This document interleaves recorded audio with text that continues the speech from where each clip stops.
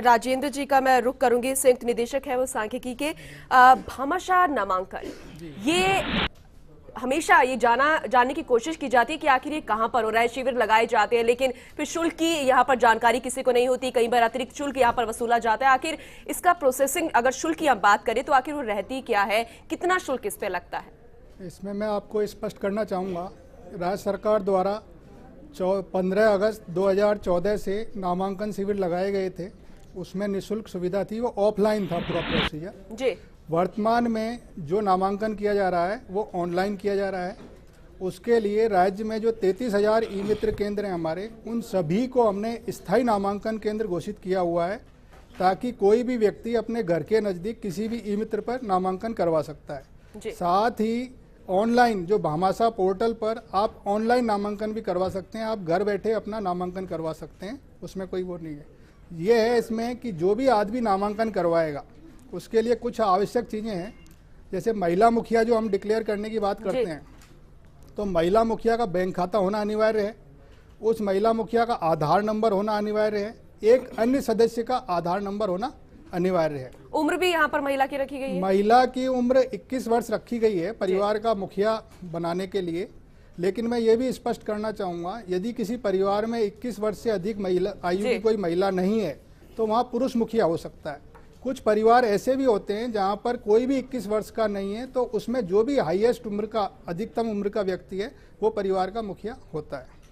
तो क्या संयुक्त बैंक खाता भी इसमें बनाया जा सकता है, क्योंकि बायोमेट्रिक कार्ड भी इसके जरिए बनाए जा रहे हैं? नहीं, जैसा कि निदेशक महोदय ने अभी बताया था कि परिवार को महिला का मुखिया बनाया गया है, तो हमारी ये मंशा है महिला सशक्तिकरण में कि जितने भी सरकारी स्कीम्स के बेनिफिट्स जाएं वो परिवार की हेड जो महिला मुखिया है, जो परिवार को दो तरह के बेनिफिट्स होते हैं।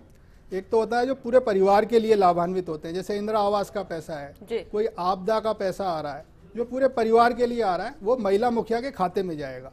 और व्यक्तिगत लाभ के जो पैसे हैं, जैसे कि छात्रवृत्ति का है, वृद्धावस्था पेंशन है, वो व्यक्ति विशेष के खाते में जाएगा। तो परिवार का जो पैसा आ रहा है उसको महिला के रूप में, मतलब महिला जो मुखिया है उसका उसमें इंपॉर्टेंट रोल रहेगा, उस पैसे का सदुपयोग हो। इसलिए महिला का एकल खाता हमने मान्य किया है इसमें। तो तंवर जी, महिला सशक्तिकरण की हम बात करें जिससे पूरा फायदा जो है एक परिवार को भी मिलेगा, लेकिन अगर परिवार में कोई नया व्यक्ति आता है, जुड़ता है, फैमिली मेंबर होता है, जैसे किसी की शादी हो रही है, कोई बच्चा हो रहा है, तो उसका नामांकन जो है आखिर कैसे करवाया जाए, क्या प्रोसेस उसका रहता है? उसका नामांकन जो हमारा ऑलरेडी नामांकित परिवार है, यदि कोई नया नामांकन उसमें जुड़ना है तो वो जिस तरह अपन अभी तक राशन कार्ड में, जो मैं राशन कार्ड का एग्जाम्पल इसलिए दे रहा हूँ कि अभी तक अपन सभी लोग राशन कार्ड को यूज करते रहे, जिस तरह उसमें एडलेस की प्रक्रिया होती है, किसी की डेथ हो गई तो नाम कट जाता है, किसी लड़की की शादी हो गई तो वो दूसरे परिवार में उसका नाम ऐड हो जाता है, वहाँ से कट जाता है। फ़र्क सिर्फ इतना है कि इसमें भामाशाह प्लेटफॉर्म पर सभी चीज़ें होंगी, तो एक व्यक्ति का नाम एक से दो जगह पे नहीं होगा, मतलब कहीं पर भी एक जगह उसका नाम दर्ज हो सकता है। चलिए, वहीं हम रुक अब डॉक्टर हंसराज यादव जी का भी कर लेते हैं। यादव जी, दरअसल आधार नामांकन और भामाशाह नामांकन, सबसे पहले मैं ये जानना चाहूंगी कि इसमें अंतर क्या है? हाँ, ये बहुत अच्छा सवाल है और ज़्यादातर प्लेटफॉर्म्स पे लोगों को इस तरह की क्वेरी हमारे पास आती है कि आधार और भामाशाह में बेसिक डिफरेंस क्या है। देखिए, आधार नामांकन व्यक्तिगत नामांकन है। एक व्यक्ति अपना नाम, पता, डेट ऑफ बर्थ और अपना बायोमेट्रिक्स के तहत आती है उसकी 10 उंगलियों की छाप, उसकी फ़ोटो और दोनों आँखों की पुतलियों की छाप।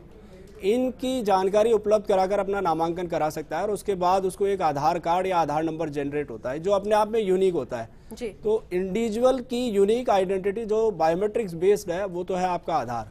इसके विपरीत भामाशाह नामांकन आपका पारिवारिक नामांकन है, जिसमें परिवार के सभी सदस्य अपनी व्यक्तिगत जानकारी के अलावा जो राज्य सरकार और केंद्र सरकार से उनको लाभ मिल रहे हैं उसकी जानकारी को दर्ज कराते हुए महिला मुखिया के बैंक खाते की और आधार नंबर, मिनिमम 2 सदस्यों का आधार नंबर मैंडेटरी है, दर्ज कराते हुए अपना नामांकन भामाशाह में कराते हैं। और सबसे ज़्यादा इम्पोर्टेंट बात है वो ये है कि आधार सिर्फ आपकी पहचान का दस्तावेज है, जबकि भामाशाह आपके परिवार और व्यक्तिगत पहचान के अलावा सरकार से मिलने वाले विभिन्न लाभों की आपकी पात्रता को सुनिश्चित करता है। और इन लाभों को अगर ये नकद हैं तो सीधे आप अपने बैंक खाते में ले सकते हैं, और अगर आप गैर नकद हैं तो अपने बायोमेट्रिक सत्यापन से ले सकते हैं। तो this is a service delivery platform besides the identity platform. Aadhaar सिर्फ पहचान का प्लेटफॉर्म है, जबकि भामाशाह पहचान के साथ साथ आपके सर्विस डिलीवरी का प्लेटफॉर्म है। अच्छा, जैसे कि आपने बताया कि इस तरीके से अंतर इसमें रहता है, तो वहीं दूसरी तरफ जो पूरा देश है वो गांवों का माना जाता है। प्रदेश में भी कई गांव है लेकिन उनमें बैंकिंग सुविधा नहीं है, तो ऐसे में बड़ी दुविधा हो जाती है कि आखिर पैसे कहां से निकाले जाए।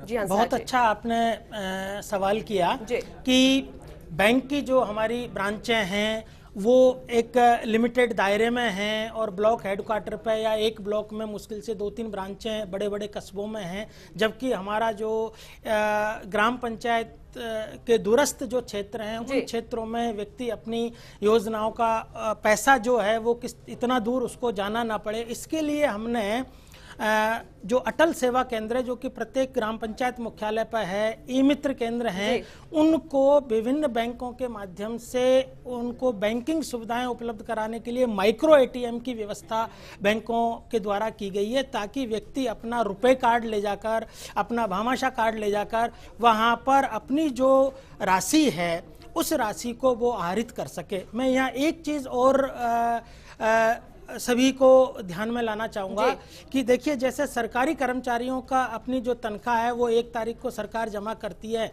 और 1 तारीख को ही हम राशि अपनी बैंक या एटीएम के माध्यम से निकाल लेते हैं। उसी तरीके से राजकीय जो योजनाएं हैं, चाहे वो पेंशन की राशि है, चाहे वो नरेगा के भुगतान की राशि है या छात्रवृत्ति की राशि है, जननी सुरक्षा योजना की राशि है, जो जिनमें नगद लाभ दिया जाता है, उन योजनाओं की राशि सरकार जैसे आज यदि खाते में स्थानांतरित करती है भामाशाह प्लेटफॉर्म के माध्यम से, तो आज ही संबंधित लाभार्थी अपने नजदीकी ई मित्र केंद्र पर, अटल सेवा केंद्र पर जाकर अपनी राशि का आहरण कर सकता है। यानी कि जो 2-3 महीने का जो हमारा एक लैग टाइम था, जैसे पेंशन की राशि सरकार के खाते से आज गई लेकिन लाभार्थी को मिलती थी 2-3 महीने बाद, तो वो ट्रांजिट में जो टाइम लगता था, जो लैग था, उस लैग को इस भामाशाह योजना के माध्यम से खत्म किया गया है कि सरकारी पूरे तरीके से फायदा यहाँ पर उस कार्ड धारक को दिया जा रहा है। फिलहाल वक्त एक छोटे से ब्रेक हो गया है, ये चर्चा लगातार जारी है।